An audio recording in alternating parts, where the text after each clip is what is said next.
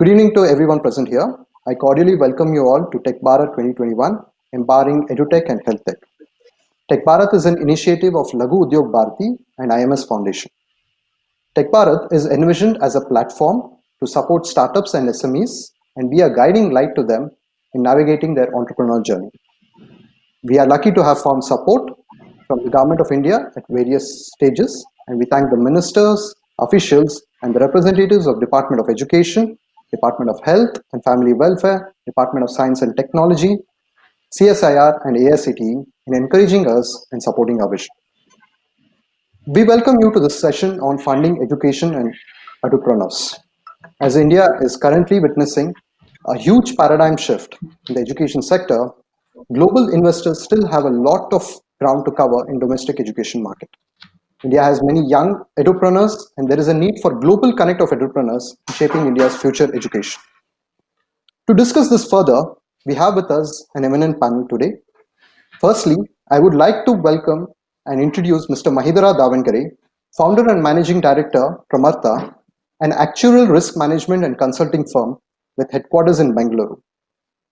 He focuses on the wider application of actuarial sciences like data science, banking, finance, and investment. He has been advising venture capitalists and angel investors on exit planning using various actuarial risk modeling techniques.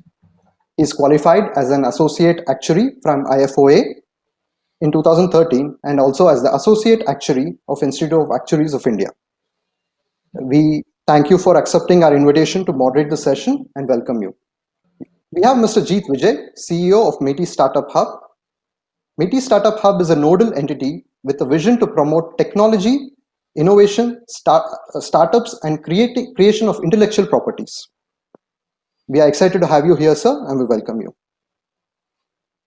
We have Mr. Anand Sudarshan, founder director of Sylvant Advisors. Sylvant Advisors is an education sector advisory entity that focuses on providing a range of advisory and consulting services to institutions, enterprises, governments, and investors. We welcome you to this session, sir. We also have Mr. Naveen Lakur, founder and chief innovation coach, Institute of Inspiring Innovation. He's a serial entrepreneur turned innovation coach. He loves to inspire entrepreneurs and enterprises to innovate and guide them to grow in the right direction. We welcome you to this session, sir. Thank you so much. I now request Mahidara to take over the session and moderate it. Over to you. Yeah, thank you, Vishu. So first of all, I'm very, very thankful for all the panelists here, host panelists, for your time. In terms of today's session, the theme which we will be discussing is funding education and edupreneurs. But before really getting deep dive into the topic, it would be really nice to hear from each of our panelists your views on the education sector and the kind of climate around the education sector today, as you see. So, can I request Mr. Jeet Vijay give your overview? Maybe we can have a quick 1 or 2 minute roundup and then go more like a discussion mode. So, Mr. Jeet, over to you. All right, thank you so much, Mahidraji, for the opening, and it's a great privilege to be part of this panel today. And the topic could not be more relevant or timely for the world that we are living in today. So thank you so much for the invite, and really appreciate it. For the couple of minutes that are allocated to me, I really want to take the time to talk about where we are and how we got here, right? Ultimately, the historical, if you look at education, is the primary foundational layer upon which the socio-civic economic growth of a country depends on. In a world of disparately allocated opportunities among the different sections of humanity, it is a common fact that education is a great equalizer and the keystone for the upward mobility of individuals in society. Having a firm commitment to view education as a fundamental need, India has been striving for ensuring that basic education is accessible, affordable, and inclusive. A testament to this commitment is that today India has more than 1.5 million schools, 8.7 million teachers, 260 million students, 800 universities, 40,000 plus colleges, making India the largest education systems in the world. And with our Honorable Prime Minister, with his commitment to furthering the mission of Shikshat Bharat, he has taken transformative steps such as the new education policy, which is a paradigm shift from the 1986 policy and now focuses on experiential learning and critical thinking. And many other government policies and programs have been launched to promote innovation entrepreneurship in our education sector. Even AICTE does an annual hackathon. And in the last year hackathon, more than 5 million students participated from across the country.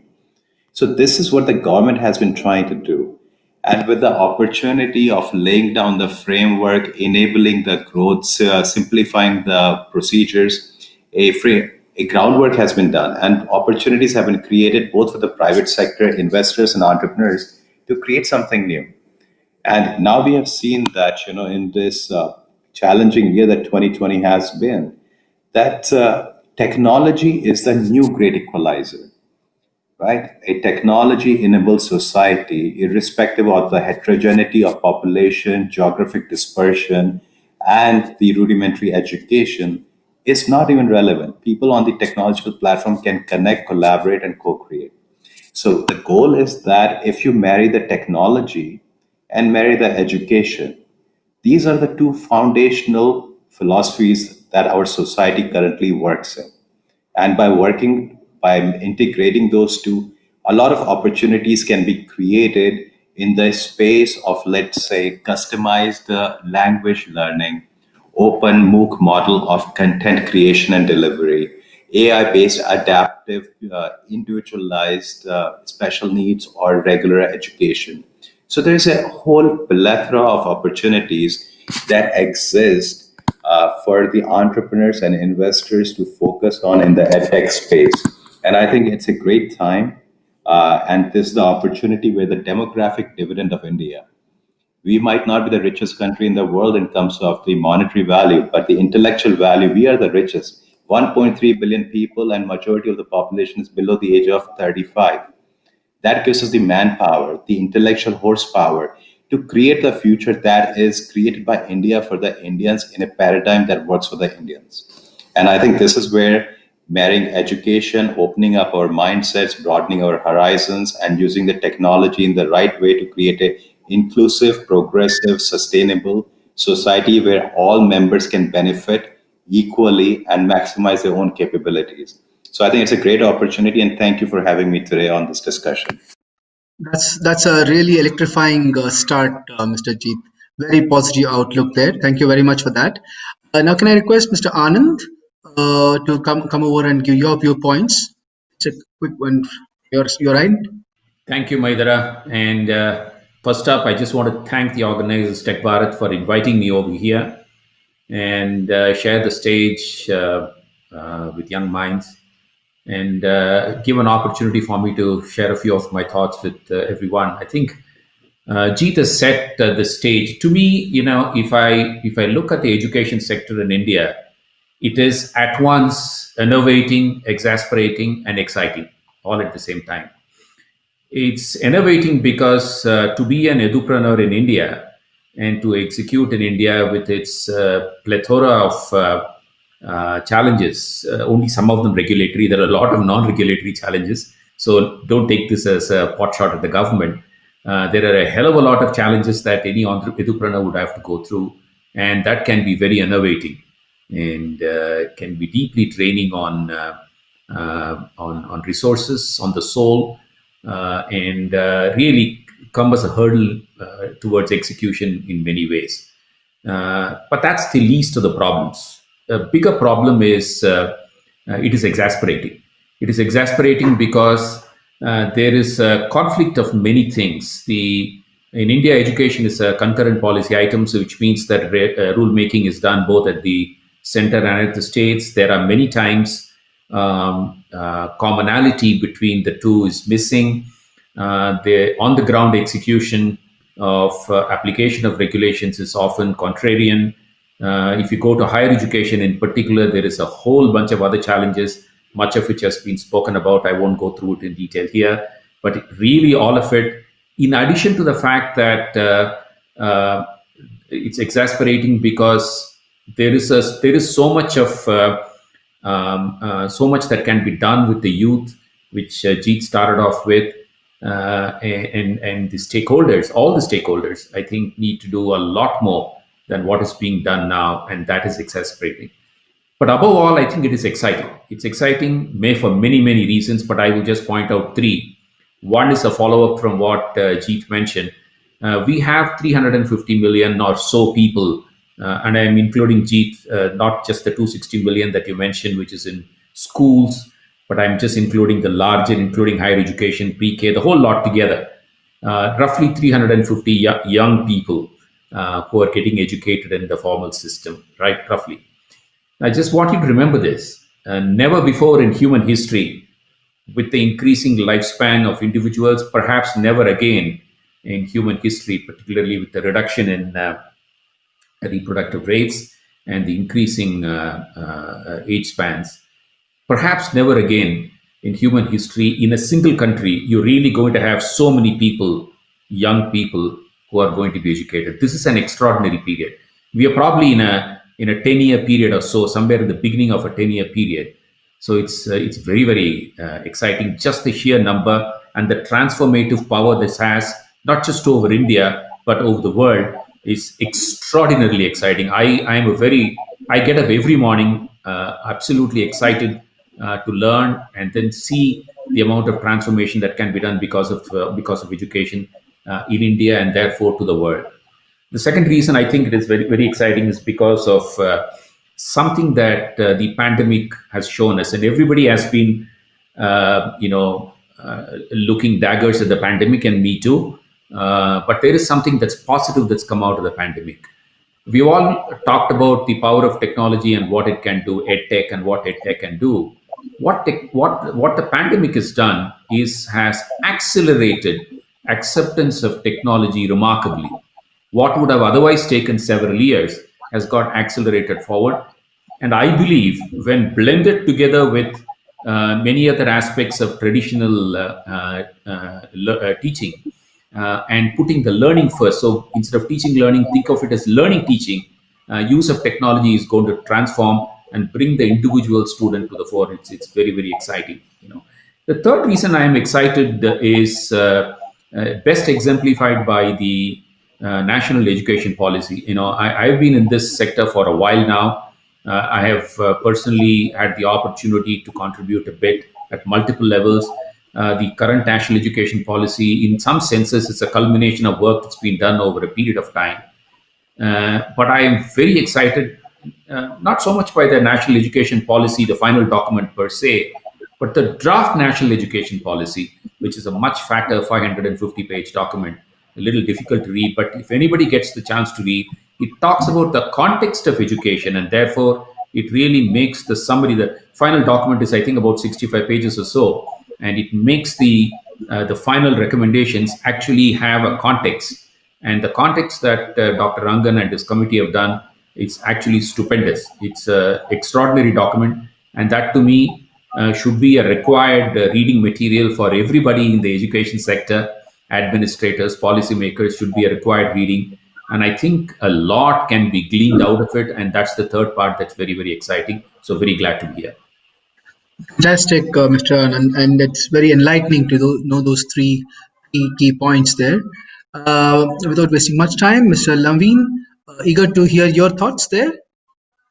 Hello everyone, namaste to all of you. Very nice to be here. Thanks for inviting me to be speaking in this forum, and very glad to reconnect with Anand and his passion towards sector in education sector, and he's done a lot of work and supported and venture catalyst and so on. So, and Jeet, his commitment towards this sector, and his background and what he's doing now as a catalyst is just amazing. In fact, two of them have done an amazing job of describing everything which is required, right? So now I was wondering, okay, all the points that I was capturing in my mind that I would say, now I was checking off. Say, this is already said. This is already said. This is already said. Fantastic. So I have nothing to speak, but at the same time, if I have to say, let me pull out something as a personal observation and personal learning and my personal passion towards this sector of education. One is the point that, in India, we are talking about TechBharat, and close to my heart as an initiative, because I think the future for Bharat now is going to be led by technology, and that's where the Tech Bharat is very aptly coined, and it's a combination. It's a phenomenal combination of the Bharat, which is the ancient wisdom, and the tech, which is the modern science. It's how these two can come together, and if they come together, they unleash new power. In fact, my book, Inseparable Twins, talks about these concepts of how these two things, which are whole and complete by themselves, but when they come together, it unleashes new power, right? And the tech as the technology, as the science, modern science, and Bharat as the ancient wisdom that we have, the amount of knowledge and intellect capital that we have, if we can capitalize on that, and the timing is now, right? And the importance, why is that? One is education has always been very important for people in India, and how that has been the prime for every parent. Their child to be educated is the number one thing. And even in technology, the way our importance for learning technology and number of engineers that India has produced, and these people gone outside in the world and spread out. And today, if you take top tech companies, among the top positions, it is the Indians who are holding that positions, right? And what is the basis for that? It is about the importance for education. At the same time, we have been aping the West. There is a lot of opportunity for the world to get the benefit of the rich culture and the wisdom, the ancient wisdom that India has got to give. In fact, one such experience that I had was meeting William Miller, who's among the top 30 thought leaders in the world, and he started Stanford Research Institute's innovation program. And I was in this, business of ideation, validating ideas, putting business models to ideas such that it could become sustainable, and so on. So here was a reference, and he was meeting me, and in Bangalore. So we were in conversation. And then during the conversation, I was excited to meet him because he's innovation guru, and my field and my personal interest in innovation. And I thought I'm innovative, so I was excited. So when I met him, I realized from him that the potential to innovate is there in every person. So I used to think I was special because I was innovative. Now I'm learning that the potential to innovate is there in every person. So I got further excited now, saying, is that so? Then we need to bring it out from people, right? That's the whole idea. How do we bring it out? And that's a need of the hour. And he said something very interesting and important. He said, because he's been in the field of innovation and in the field of education. So he said something interesting. He said, India is a place seated on gold mine, busy importing silver. It's not that silver is bad. We don't know the value of gold. And the whole world is waiting for this education. That value that we have, the whole world is waiting, because this is based on human values and proven over centuries and proven over generations. But it's probably masked, it's covered, it's dusted. We just scratch the surface, it will start coming out. The time is now. And whatever we had learned, this little corona which has come and challenged the whole practices and got us to the grassroots level for us to think. And we being good at technology and having positions in many large companies and even creating the technology, it's an ideal time and an opportunity. Every organization, every institution globally, they are looking at India as the market, because the youngest community is here in the whole world. So rather than being a consumer of the education provided by outside of other countries and other this one. Here is an opportunity for edupreneurs to ride this wave, tap into the ancient wisdom of what India has got to give to the whole world, the Bharat, and use technology. Thanks to COVID, it's changed the culture, and it is what was probably a distinct vision is today a reality and an experience. Acceptance is there, and the world wants this, and it's the best thing that we can give, most sustainable way for, because it's proven tens of years, tens of thousands of years, that our education system so evolved but forgotten. Here is that both in science, all fields, and opportunity for edupreneurs to ride this wave and thank COVID for it. And it's a great opportunity. World wants it. Now is the time. That's really wonderful, Naveen. I think from Kautilya to COVID, India has been teaching the world, how education has been transforming across, and it's really nice that you use the terminology edupreneur. That really acts as a segue for our main discussion. How do we fund education? Because without fuel, you cannot run any vehicle.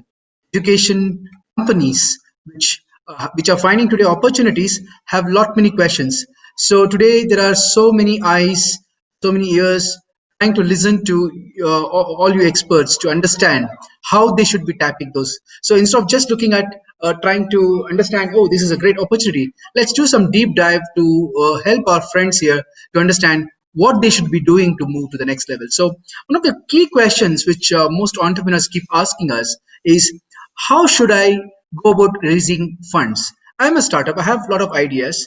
I'm an educator, but then when it comes to starting a company, I'm a layman. So I think let's focus something on the bit of funding a educational startup, and what are the key areas. Let's answer it in two ways.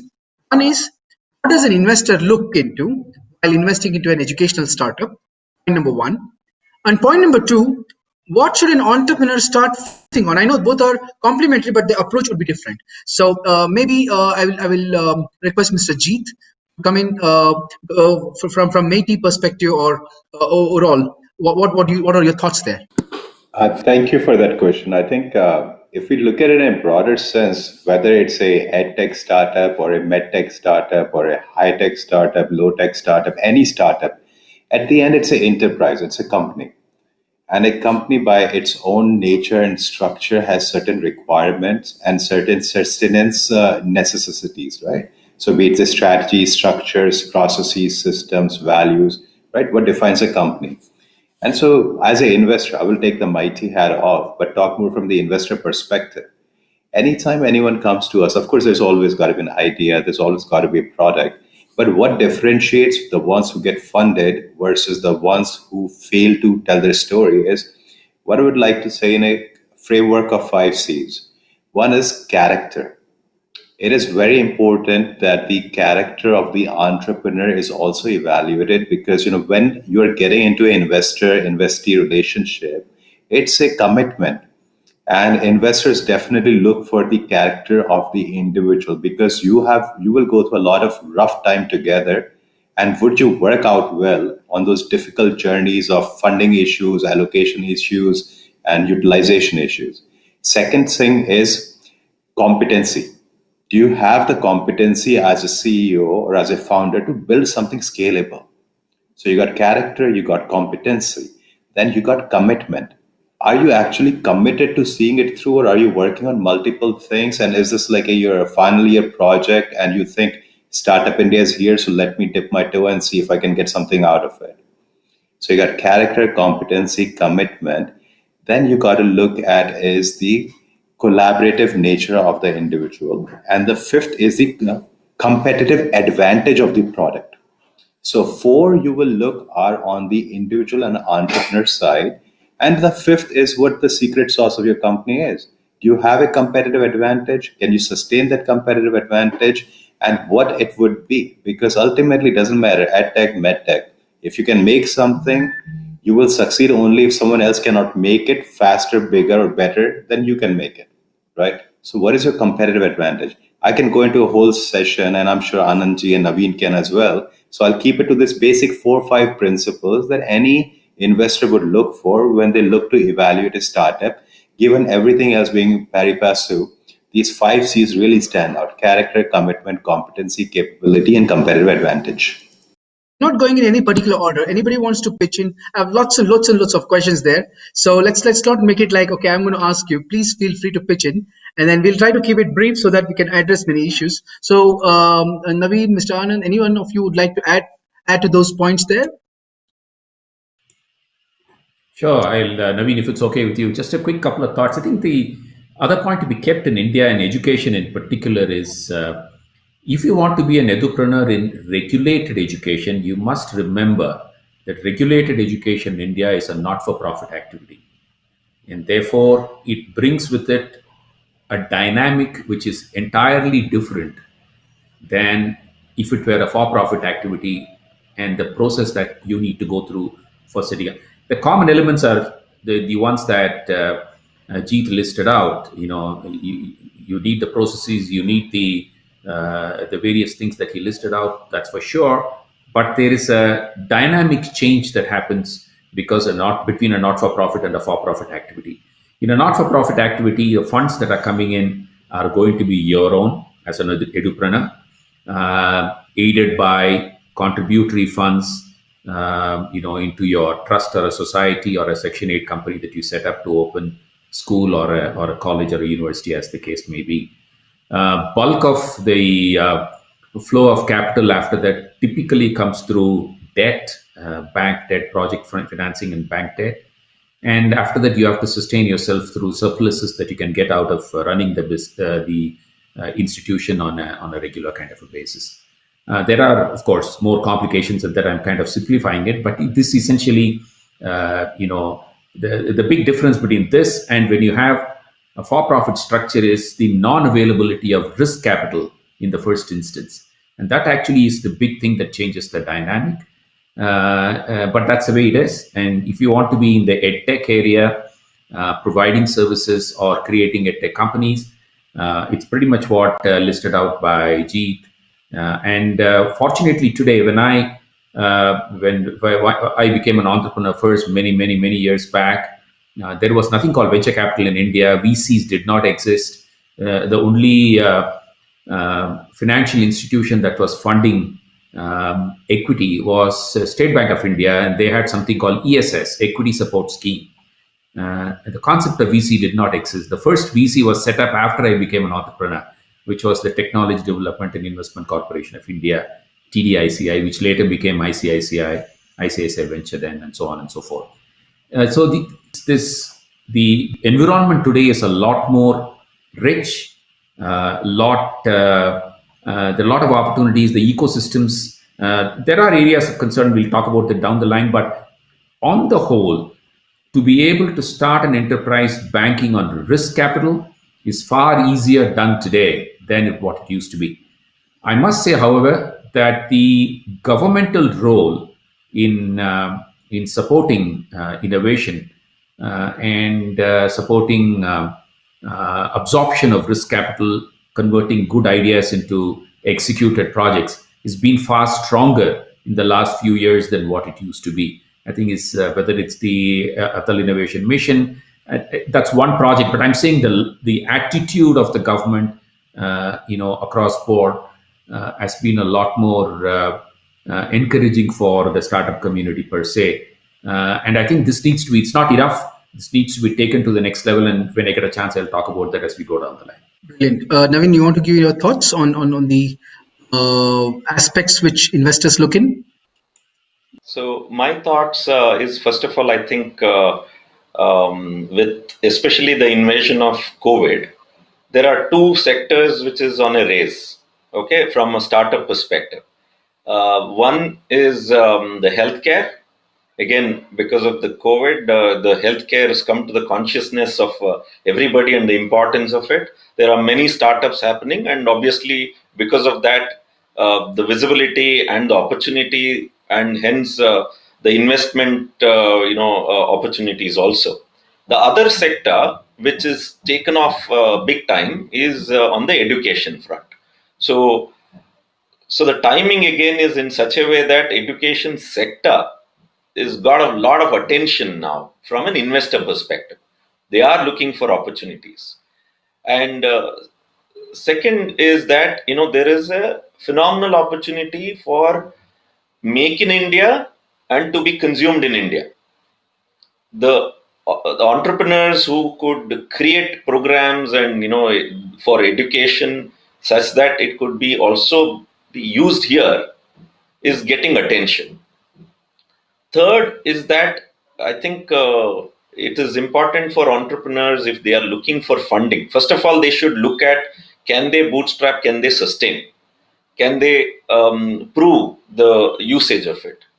Second is in terms of with respect to the models, is it scalable, and then automatically investors are looking for, and there is thanks to few of the education sector companies which has got big funding and become unicorns like the Byju's and the big ones now, there is a consolidation opportunity also which is coming, and they're also looking successful startups which is in a high growth scale mode. They are interested in identifying younger companies wanting to make investments or acquisitions, or as a strategic initiative for them wanting to associate. Similarly, education system which has been there established, well established, in a traditional way, they are also looking at the opportunities to collaborate and maybe even do a strategic investment. So established organizations in the education segment are also looking for investment opportunities in startups. So do we broaden the canvas and look at different ways of one, sustainability and bootstrapping and revenue opportunities, especially in the mindset where education itself is expected to be for free. So how do you sustain? And second is, are we open for other ways of getting funded, right? Strategic investments versus the regular ones, and also collaborating with the accelerated startups, which has been highly funded, and they have a charter to invest or acquire, identify, invest, and acquire newer startups, which is also the trend. So, are we open and are we riding that wave again? Are some of the approaches that I would say for the edupreneurs. Okay, thanks, Naveen. That's really helpful. And the key takeaway is having an open mindset, because sometimes people say, I'll do it all, but then sometimes you should also be open for acquisition. And that's when you can give some exit opportunities for the investors as well. I think that's the mindset. Any idea on this kind of a thought? Because normally when I speak to a lot of entrepreneurs, they're not comfortable in selling off their company. They say, it's my baby, and how can I sell it off? So what should be the approach? What's your advice for entrepreneurs? Should they always think that, okay, it should be on an acquisition mode, which is also not a good thing, because it's a build, operate, and sell kind of a model thought process, which only focus on valuation, or they should be looking at sustainability and growth, wherein that's also when such a mindset comes in, especially in the education sector. I've seen a lot many companies have not scaled because they try to keep it closed to themselves and not share it. So any thoughts on those ideas and how investors look at it? It's open for all, anybody could pitch in.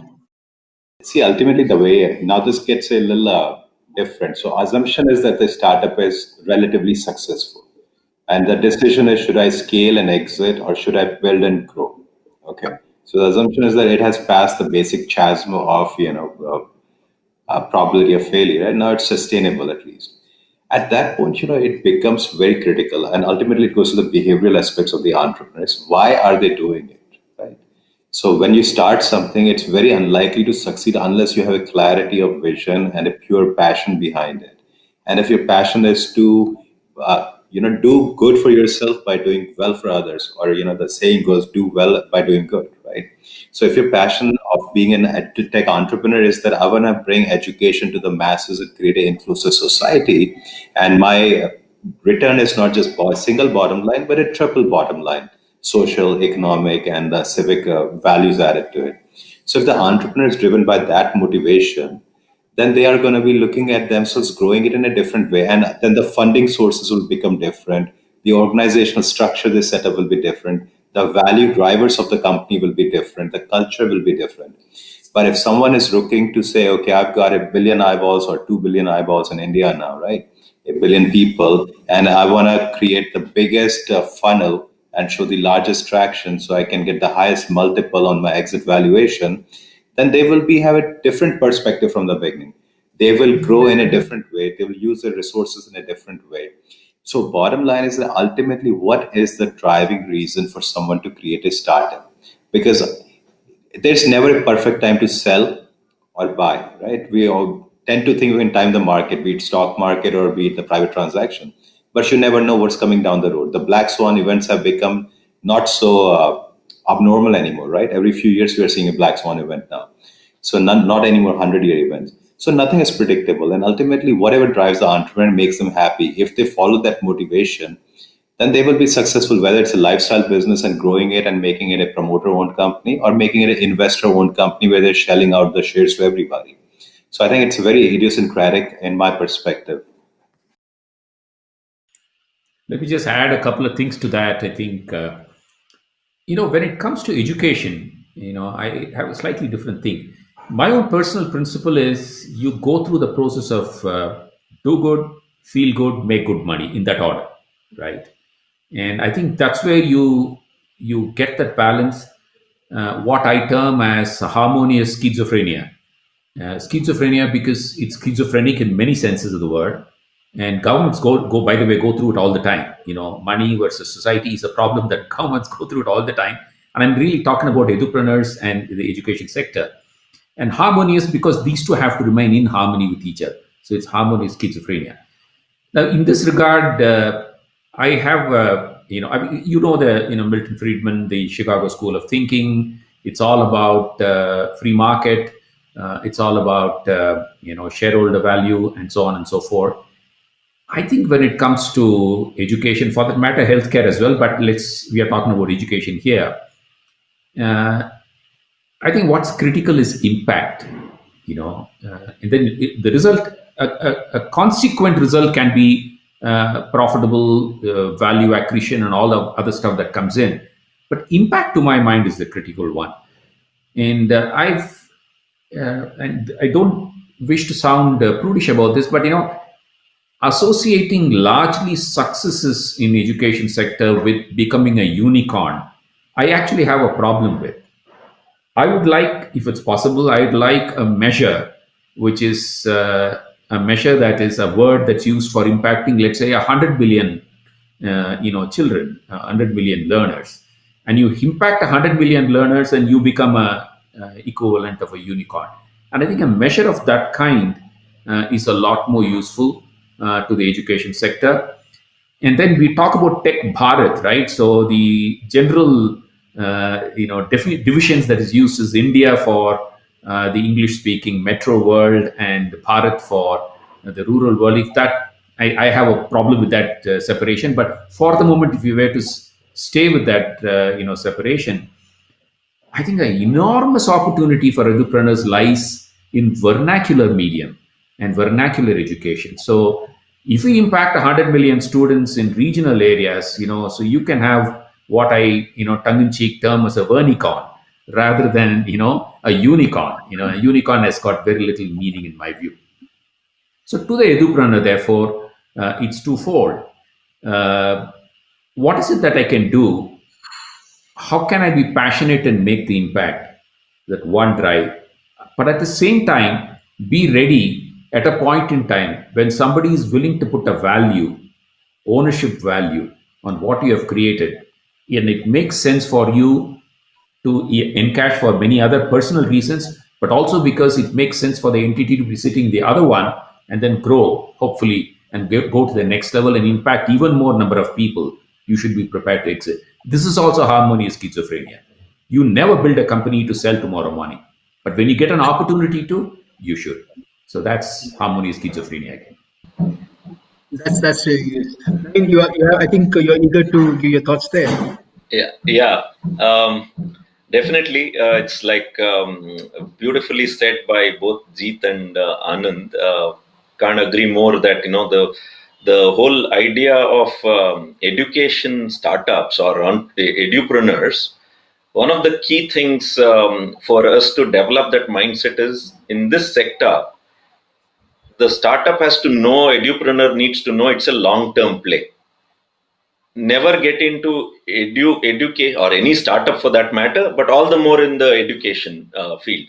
So it has to be seen as a long-term play, not for a quick win, right? Stay there for a longer period. Prepare yourself for that. Create an impact and the measurement criterias, right? So first and foremost is have a strong purpose, and then once you have that strong purpose and the impact that it can create, because that's the creation of the future too.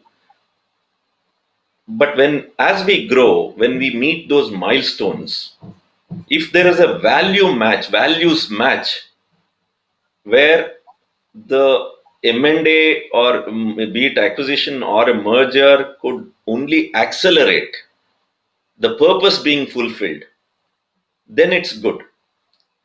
Otherwise, if it is for quick money and you do a startup for a quick exit, and so doesn't make much sense, because this first of all to be a long-term play, right? If at all the M&A, then it should be accelerating the whole purpose. At the same time, several of there are two elements or the three it's a tripod model, if I have to say. One is the kind of content which drives this business. The second is the technology or the way it is getting delivered, technology becoming part and parcel. The third is in terms of the experience that it is creating and the impact it is creating, right? So while the content might be useful for a long period to come, technology are changing the way the experience is impacted is changing, right?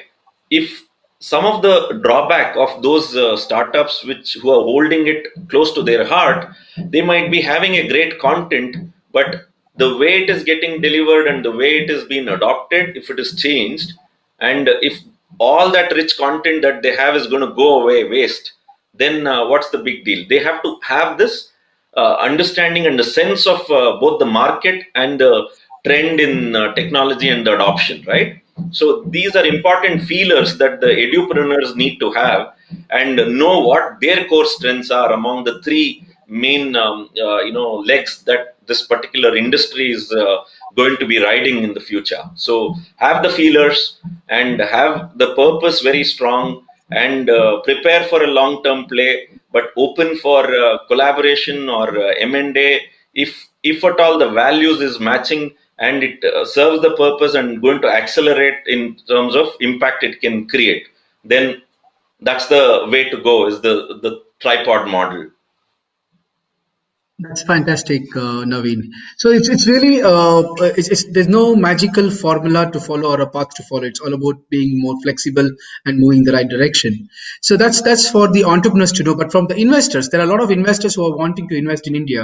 A lot of NRIs who want to invest in India. There are also a lot of foreign entities who want to come into India.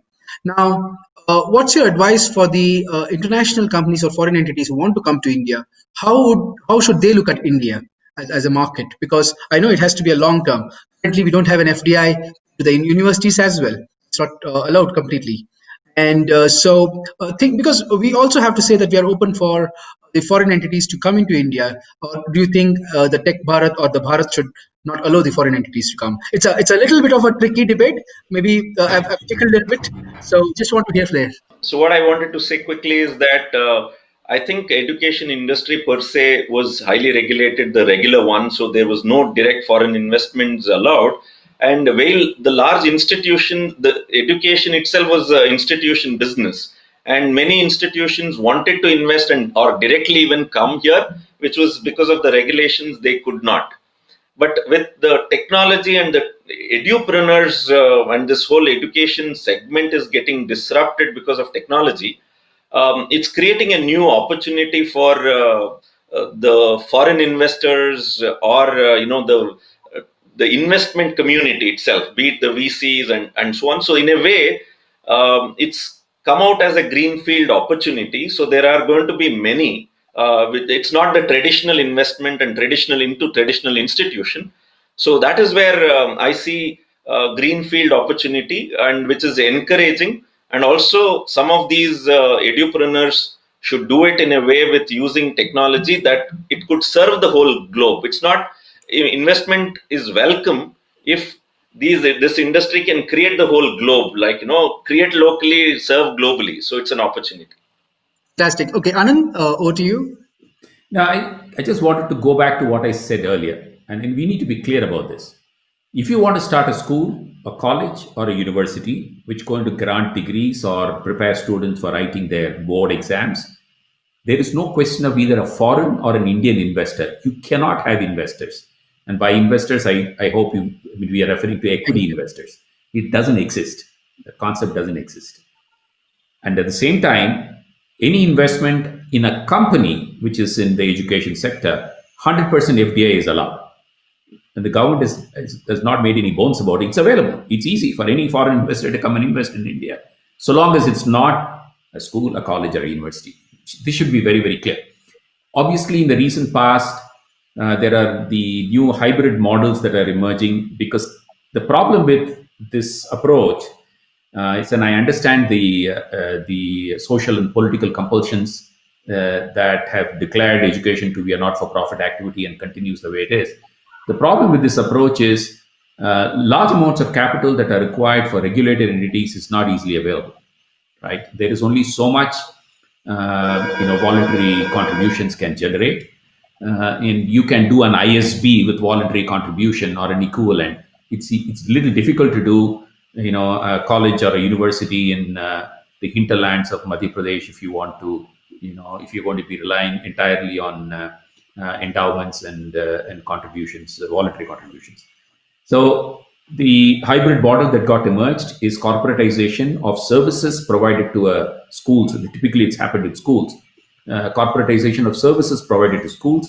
Risk capital or equity capital comes in, to the schools. Schools in turn provide services, absorb many of the expenditures that a traditional not-for-profit would have. And this is a model which has been running for a number of years now quite successfully. And I think it is up to the government to clarify this and make it very, very clear. The only thing, one of the few points that I have a bit of this thing against the national education policies, private sector has not been explicitly mentioned. There are a few places where private sector is mentioned, but the enthusiasm and support that's needed for private sector, given the fact that 65% of all the students, schools or colleges, 60 to 65% of students are studying in private institutions. It doesn't exist, and this is an area where, but it's a tough one. You are right. It's a controversial subject. It's a hot potato. There is a political and social angle, and I must say, and if you allow this capital to happen, there is also the possibility of people, the corporatization part of it going haywire, and the impact part of it, the social contribution part of it getting forgotten. So it has to be done with a lot of checks and controls and balances. But this is something which successive governments have just tossed it over the fence to the next government and really not taken the bull by the horn. And I believe that this is only going to get much worse if you have to increase the quality of especially regional schools and colleges and institutions. If edupreneurs can have to play a positive role there, in addition to the technology investments, which is very good, but technology is not the be all and end all of everything. I think this subject is going to require a rethink and a re-examination and a restructuring reform of some kind happening. Hopefully, it'll happen over the next few years. That's fantastic.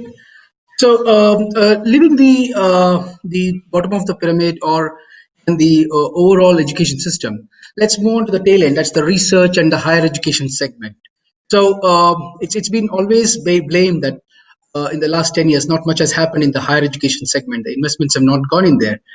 And also the research output of Indian universities is also not comparable. Of course, we have IISCs and IITs, but not if you name a few that they are of great standards. So how would corporatization of research, research outputs work in India, and is there an opportunity for edupreneurs there? I'll just add a line just to, since you asked this, to respond. I don't think edupreneurs have much of a role to play in research funding, and I think institutions have a role to play. Like you can find in the US, if you go to any top research university, they have created groups and departments that focus on monetization of research output, of patents that get generated, and therefore they act as an important catalyst for the startup ecosystem. There, it is possible for the edupreneur or an entrepreneur, it's not really an edupreneur, to work closely with the research university and take some of the research output that has come into the market. But I don't think it's relevant in India just as yet. We are an undergrad, oriented country even now. We've got a long way to go before monetization of research, except in special institutions like IITs and a few others. You really don't have much to play here. But I'll add a few points to that since Anand mentioned this. So I'll take off the government hat here and talk about my US experience, just for the benefit of the audience. So I was formerly the Assistant Vice Chancellor for Investments at University of Texas System, which is the governing body for all 15 UTs, UT Austin, Dallas, and all that. We had a $3 billion annual R&D budget funded through NIH, National Institute of Health, NSF, National Science Foundation, DARPA, and other government agencies. Now, of course, $3 billion of R&D is going into the university for research, primary, secondary, and basic research, right? Exploratory. What is the ROI on that R&D? And how and why the traditional tech transfer model is broken. And so all the 15 institutes' tech transfer offices reported into my office, and we look to figure out how do we monetize the IP that is being created on campus and let it not die on the shelves. Now, so when we get into that discussion, we start talking about the IP policy of a university. How is the intellectual property divided between the innovator and the institution? Who has the right of assignment? When does the IP revert back to the innovator if it's not commercialized on time? And if the IP is created using university resources, or is it created after hours, right? And after that, if the IP is created through a project funded by a corporate sponsored research. And so I've worked with Lilly, AbbVie, Merck, Pfizer, Janssen, J&J, because a lot of research happens in life science field and the university. So if you're doing a corporate sponsored research, how does that happen? So it opens up a whole thing. And so when we talk about funding research in academia and monetizing it, we really need to rethink, reevaluate everything in the value chain, starting from IP generation, IP creation, IP commercialization, and the profit sharing, and the pedagogical impact on our education institutions, which are geared more towards teaching and less towards research. So how would you allocate the resource between teaching and research? Would it have a negative impact on the quality of education? So, I mean, it's a completely different set of issues to be considered. And that's why I wanted to shy away from discussing that in the entrepreneurs and funding arena. That's really helpful. So just wanted to say that, from an entrepreneur's perspective, because when from a research, there are two things that comes to my mind, which is important. One is our entrepreneurs, even in the as an edupreneur, it's important to create that mindset for research approach. Okay. So how do we do that research and not just jumping in, but then taking that research approach? And second is that I see need and the opportunity, because when some of these large institutions invited me to look at their IP portfolio or the amount of research which is happening, needs to go out to the market as this is generic, not necessarily as an edupreneur thing, but as startups. It's a fantastic opportunity to look at leverage of the research which is happening elsewhere and take it to the market. I'll give you one example. Recently, I think ISRO did say, for the amount of research that they have done in specific areas where it can be leveraged, and they are open, right? How do we leverage? The startups need to leverage now, help in monetizing, and help to create a unique business, and help that being adopted in the market. So it is an opportunity of collaboration with the research capabilities which the startup might not have, and in the process of monetization. So how do you build that connection of that research mindset or the capabilities out there in the institutions, and startups or entrepreneurs leveraging on that, while they also build their little research based approach for the startup, as against only the gut based approach which majority of the startups want to take, and based on the investments or the kind of wave which is happening, is where they have the mindset which has to be shifted towards little research based too. So the connection of research and entrepreneur is what I just wanted to bring as leverage You points. know, I will add 1 minute only, 30 seconds on Sure, Naveen's sure. point. So that is actually very true and very correct. Even in the government, there are multiple schemes for tech commercialization. So at state level, I can tell you in Maharashtra, under Rajiv Gandhi Science and Technology Commission, Dr. Kakarkar runs that, and even at central level under various ministries, whereby because some entrepreneurs are idea entrepreneurs, some are process entrepreneurs, right? So some entrepreneurs are really good at taking an existing product and scaling it up really big, and then may not necessarily be the people who came up with the idea. So taking up these technologies that are developed by DRDO, ISRO, and other labs which are available for commercialization, and they sometimes come with attached funding as well for enabling commercialization. So entrepreneurs can look into that arena where they say, okay, I can get the right technology from for commercialization and also get the funding for it. So that's another way of actually looking at it.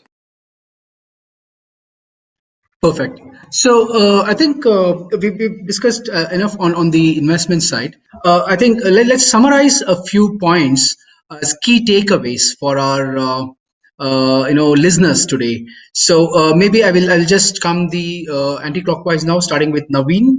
Naveen, can you come up with what are the key takeaways in terms of what are the key lessons our entrepreneurs, the edupreneurs need to take today through Tech Bharat and through your forum here, and so that will be something they can remember and utilize. Thank you. And I would say 3 points. One, as a key takeaway, is have a strong purpose. Second, know the rules and the regulations, because this is education segment is driven by regulatory compliances and do's and don'ts. You need to know the law of land. The third is it's a fantastic space which has got created and come up to the top three sectors, which is also very interesting for investment community, and because there is a big need, and technology being the enabler, there is a phenomenal opportunity also, and make it locally, serve it globally. So that's my 3 points. Make it locally, serve it globally. Fantastic statement there. Thank you very much. Can I move on to Mr. Jeet? I'm just looking at as it is appearing on my screen. All right, thank you so much, and really vibrant and engaging panel. So very happy to be part of it. The only thing I would like to say is that on behalf of what we are doing at the ministry, is that we are all making our best effort possible with the constrained resources we have in the time of emergent crisis that we are dealing with.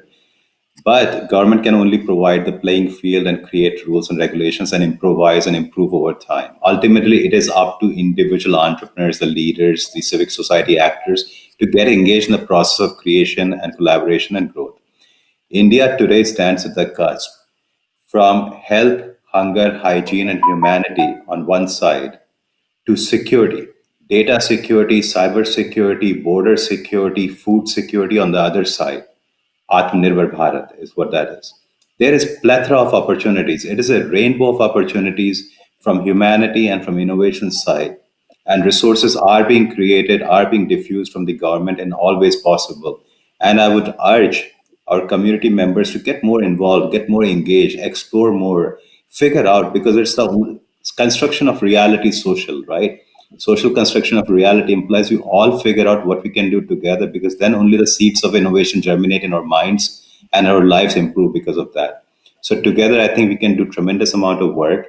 And I hope 2021 will be a much stronger, better year. And 2020's learning will really shift the growth trajectory for India and help us get to a rightful place in the history where we belong. Thank you. Wonderful. Thanks, Jeet. So we are here to make history now. Mr. Anand, your thoughts there? Yeah, wonderful conversation. Just a few thoughts that I would leave behind for the edupreneurs. Number one, if you want to be an edupreneur, an entrepreneur in the education space, please remember that no other sector perhaps is more a double bottom line sector as education. So impact actually comes first. Never forget that. I think that's key. Second thing that I would leave as a thought process is this is a long-term gig. This is not going to happen. You are not going to be in pink papers with 100x multiples and all of that stuff. If that's what's going to, keep you going and keep you excited, then this is probably not the sector for you. This is a long haul, but the results and the fruits of the labor will be extraordinarily sweet. But it's the long haul. And the third is it's a very exciting sector to be in, not only because of the very large number of people. The point that earlier was made by Naveen in terms of going out to the Make for India, take it to the world. It's also because the level of transformation that's going to happen. Education has been static in broadly in terms of the way it's been operating for a large number of years, hundreds of years actually.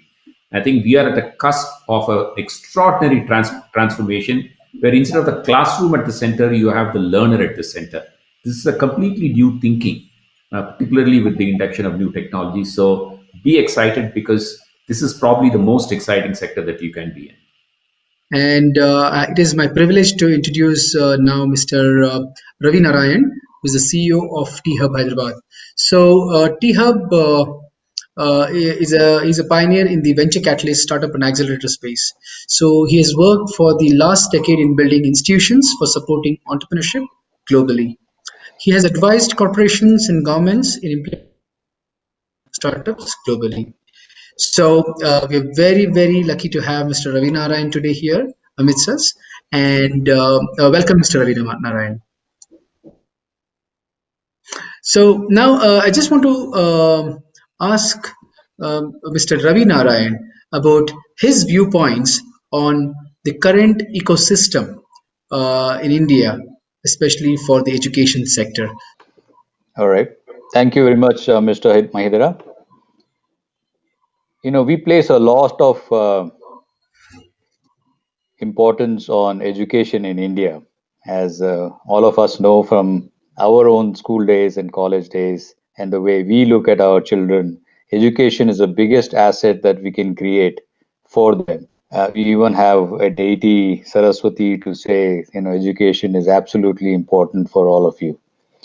Now, having said that, education, has the three main sectors that is there. The core education, which is what should have been the way from kindergarten to 12th standard or second PU, whatever you call it, is the core education parts.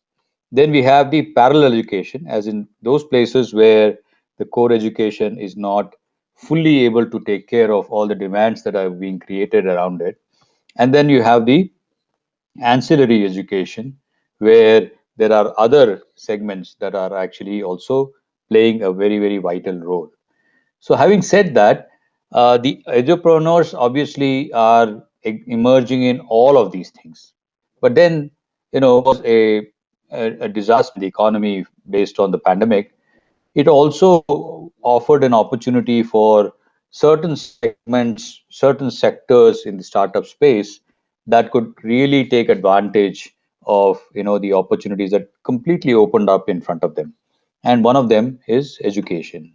So the edupreneurs could not have asked for anything much larger and much more clear in terms of a market opportunity to really take advantage of and build their startups. So the core education space where you have, the colleges, which should be through some definition a non-profit trust or a society.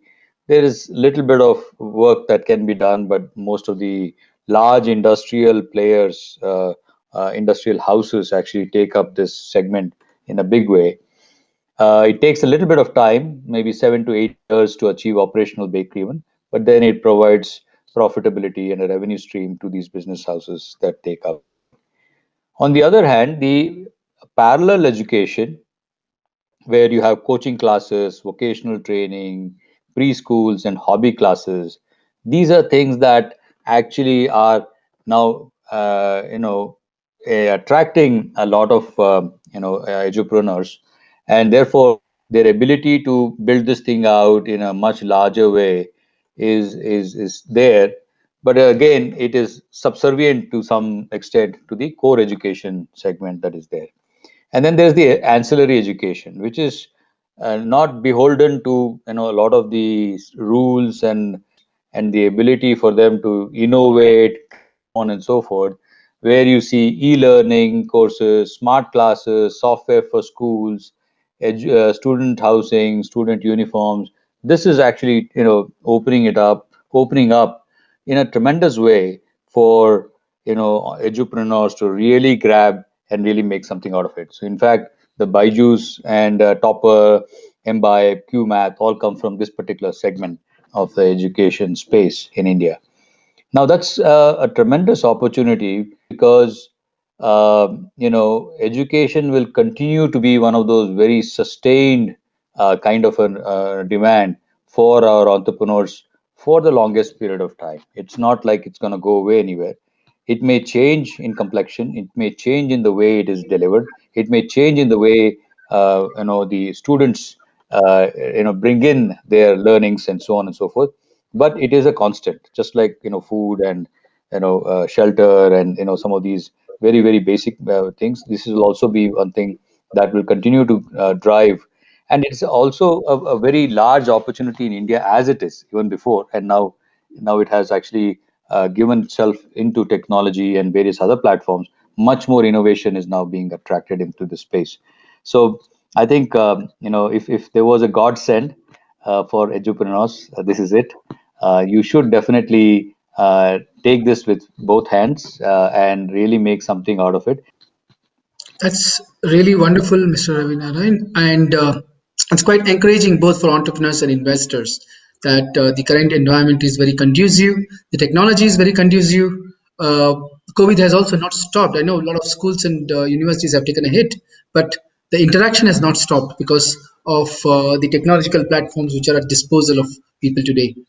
So, moving to my next question, Mr. Ravinarayan, I want to understand you have been a venture capitalist yourself. You've interacted with several investors. You're also an investor. I want to understand what is your advice for the entrepreneurs, especially when they're raising fund from investors.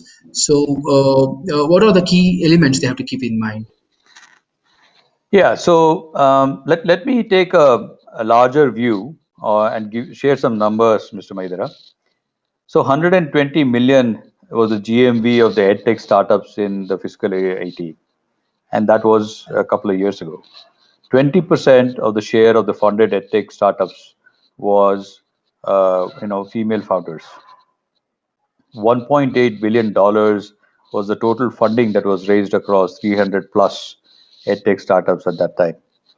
So now, I talked about the pandemic already, but also with the NEP coming into picture, the new education policy in the next decade, India with the highest population in the world, also in the next decade, it is actually targeting at 50% of the gross enrollment ratio in higher education. Today, it is at 25%. So you can imagine the opportunities that are opening up. Skill development is another subsector that is being now funded in a large way. And the amount of money that is being invested in the education technology startup nearly by 4 times, which is what we know of. I'm sure there's much more than that. It's at $1.5 billion already in the first 9 months of 2020. as opposed to 409 million in the entire 2018. So you can imagine, opportunities, the kind of interest that is being developed in the education space in India today. So while it's very important for you to know that this is a very interesting place to solve some of the larger issues of educating millions and millions of students through the education services, you should also know that there is a reciprocal interest among investors wanting to do exactly the same thing here in India, if not the world. Now, given the SaaS model, you can also use the same platforms to offer, education services in other parts of the world as well. So I know several of my mentee companies across the world that have raised significant amount of money in the Valley, in Israel, in Europe, for education as well. So it's a worldwide phenomenon that is happening today. So it's important for you to get ready with a very, very good set of understanding of what market are you going after. While it's a broad set of opportunities, there are very specific segments that are very hot and very, very urgent to be solved, and those are the areas that will get funded first on a priority basis. You should identify them, you should gravitate towards them, you should have offerings towards them, and while there is interest, you still should take it upon yourself to actually get your first 100, 1000, 10,000 students maybe before you really look to actually going out and raising money. Why? It's not because it is not something that you can't have elicited interest from the investors from the get-go, but it also is a uncharted territory, and at the same time, because of that unchartedness and the risk associated with it, the ability for you to raise money at a good valuation only happens when you are further along. So as much as there is that interest in this space, you should take it upon yourself to really go as far as you can, having removed as many risks that are there in your business plan, as many kinks there may be in your processes, your ability to scale, distribution, and so on, before you really go and start meeting with investors. So I urge you to really take this opportunity to do your homework, get a lot of these things done, and get the preparedness in place so that you can get the kind of investor money into the startup and really scale it to its fullest potential. The overseas investors, I would say, not necessarily the institutional investors, but the overseas investors when they look into Indian market. What advice do you give them at this scenario? Yeah. Um, you know, Obviously the local investors already know. I'm sure they have children at home that are working from home, that are also facing this new education uh, uh, transformation that is part of it is happening within themselves. So it's a very, very personal experience for a lot of them, and obviously they have also seen from a conceptual and a theoretical and a intellectual standpoint, it's a huge opportunity. So that's definitely there. A lot of the overseas investors, on the other hand, um, probably do not while they do understand the conceptually that this is indeed an opportunity, it also requires a different lens for them to look at education as a space. Primarily because the forces that are at play in India are very different. The kind of structures, immensity of the number of students and the number of people who are looking for skills, development and so on and so forth is absolutely mind-boggling. And if really these investors have to size up this opportunity, then they really need to spend a little bit of time working with some of these. the local investors and maybe even with some of the startups before they really understand the immensity of the opportunity that they can get into. So I would urge a lot of our investors to spend a little bit of time, and also spend a little bit of time guiding these entrepreneurs, not to look at this as a very binary situation. Yes to invest, no not to invest. I think a lot of us are grappling with the ability to solve this immense problem. There may be some startups that are on the right path, but they can go a lot further, a lot faster with some of this ecosystem, coming in and helping, including the investors. So I think it's incumbent on all of us, because we are trying to make this next normal happen together. It is not the startups alone, and then investors play just an ancillary role. It is actually the investors and the startups together, creating this next normal. So I think it's an opportunity for them to collaborate and really create something significant here in India. Thank you, Mr. Ravi. That was very helpful. So we've looked at entrepreneurs, we looked at investors, but I also want to ask you that education is a segment where you cannot do. It's not a fully only for profit. There are some significant investments sometimes necessary to enter into the non-profit segment as well. Is there an opportunity for investors to move into the non-profit segment and do something really impactful? And does that make any have any strategic impact from the investor's perspective? Yeah, that's another very large segment in India. So a lot of the opportunities outside of India have necessarily been addressed through profit and scale, which is what a VC would very be interested. A VC would be interested in these kinds of things. Whereas if you were to just address the profitability perspective, if you just take those startups that are providing education at a not for profit, it's not that they don't make profit, but profit is not their singular motive. It's impact which is the singular motive for them. So I think from that standpoint, definitely, there is a huge opportunity there as well, and that's where a different class of investors, the impact investors, can play a very big role. Now, again, coming back to the definition of profitability, right?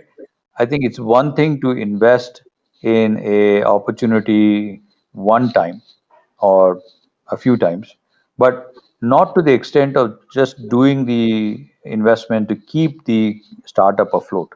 That is more like an NGO kind of a model. When you're looking at a startup, an impact startup, you inject money so that it reaches a certain level of sustainability, reaches a certain level of profitability, and therefore its own profits can help it, continue to do the rural education at the moment. It's used for various other sectors that don't necessarily command the kind of price points that some of the mainstream education opportunities command. But it is absolutely necessary, because the immensity of that opportunity is as large or even larger than some of the ones that the VCs would be interested in. So I think India has this very varied set of opportunities for investors to look into, and I think they should really take this comprehensive view and look at this market to take all of this into consideration. That's really wonderful. So now we've heard a lot about the investors, investment sentiments.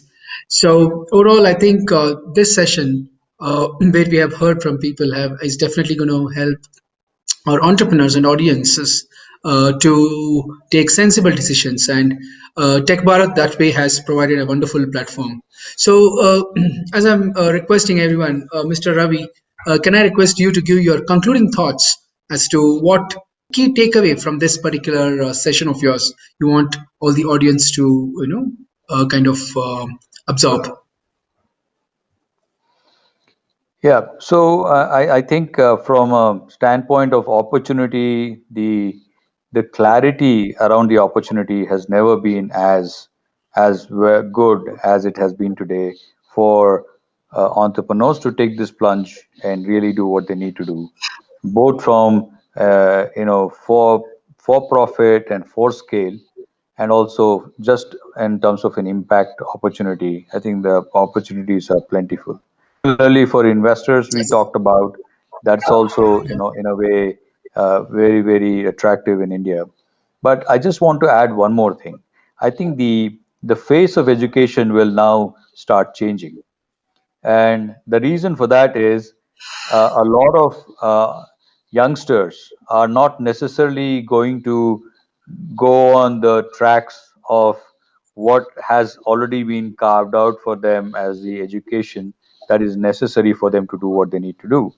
I think the ability for us to create a lot of content, a lot of opportunities for them to go absorb a lot of this, courseware or education, similar to what Udemy, Coursera, and others have been doing for several years now.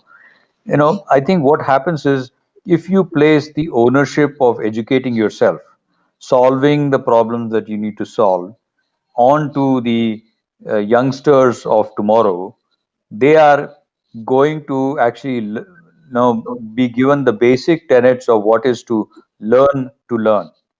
Once they know that learning is important and they have the tools and techniques to go learn, then they will go get whatever they need to make happen. Because I think the answers for some of the opportunities that will come in front of them is not going to lie in a very very nicely segmented set of courseware. It is going to be at a intersection of different subjects as we know it today. So they have to be able to discover, they will have to synthesize, they will have to assimilate this so that they can actually create their own new learning opportunities, and therefore solve problems, unprecedented problems that will be facing them going forward. I also feel, for that reason, though youngsters of tomorrow are not necessarily job seekers, they're going to be job uh, providers, job creators as we go along. So I think this is the phase of education that will be now and coming up in the next 2 3 years, because with this whole digitalization, with this whole paradigm shift that has happened today, I think we are now ready to evolve to that next level as well. With this, we come to the end of this panel discussion, and I'm very, very thankful for all the panelists for your valuable insights there. Okay, thank you very much. Thank you. I think the cusp of learning is, we have lots and lots of opportunities for institutional investors, edupreneurs, both from K-12 segment, the higher education segment as well.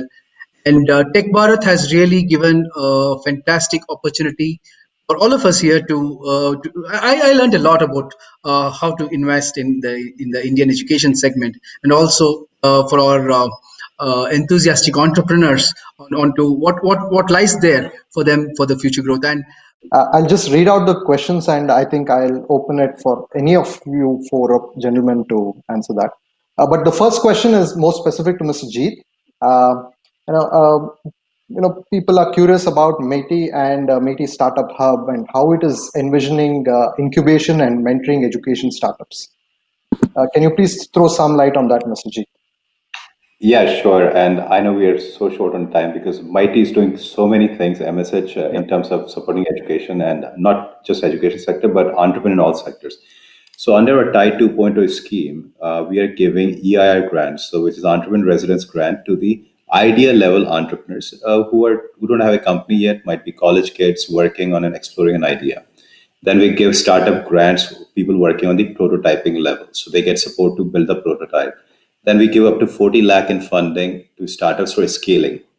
And so my point is that there's being the government, we don't really focus on one sector as such. We create the priority sectors, we allocate the resources, and all this funding is allocated through 51 incubators spread across India. Now, some of those incubators are focused on mobility, so shared mobility, smart mobility. Some are focused on edtech. Now there are, so in Pune there is one at MIT that is focused on edtech. And so there are verticals and different ones. So it's up to the entrepreneur to figure out, see, government has all these schemes, go check on the website, apply for the right program. We ran a challenge with HSBC currently running, which focuses on education and tech. That is currently running on our portal right now. So we do various kind of programs, and anytime we get opportunity, we try to push it out there. But not just the Ministry of Electronics and IT, even MSME, Women and Child, every ministry is trying to do something. So there's a lot of resources, I think. And the reason I'm here today is because I want to get that message out, is that there are opportunities. We just need to look more. We are not very efficient, and we are not very outward facing as government entities, which we're trying to change a little bit. But I think more engagement from downwards up from the users, and they're reaching out to us, telling us what they need, building community around it, then the resources can be allocated. So there's quite a lot going on. And if you check the website of MSH, you will get a lot more information. I don't want to take too much time off the other panelists. Thank you. Thank you. The second question, a very generic one, but an exciting one. What are the areas in education you as an investor are excited to invest in? Silver makes early stage investments. We have been looking at education technology, which will go to the regional areas and make a transformation at that level. We've been looking at AI, ML. Assessments is an area that's not been touched upon, so that's an area that we support. So these are the ones that immediately come to my mind. But local language content is right up there. Wonderful. So thank you very much. This was a fantastic discussion. I learned a lot. I'm sure our delegates have also learned a lot. But there's so much to learn. It's not just about the education sector. It's also about the entrepreneurship journey. So much to do. And I think post-COVID world, I think we are all coming up as if it's a dark, dusted night is over, and we are at the dawn there, looking for a fantastic future. And with the support of TechBharat and more such events happening in the country, it's a eye opener for all of you to understand that there is more to happen. And do stay tuned for more such panel discussions, which is upcoming in TechBharat. Thank you very much. Have a nice day. Thank you. Please take care. Thank you very much. Good day. Good evening. Good day. Good day. Bye.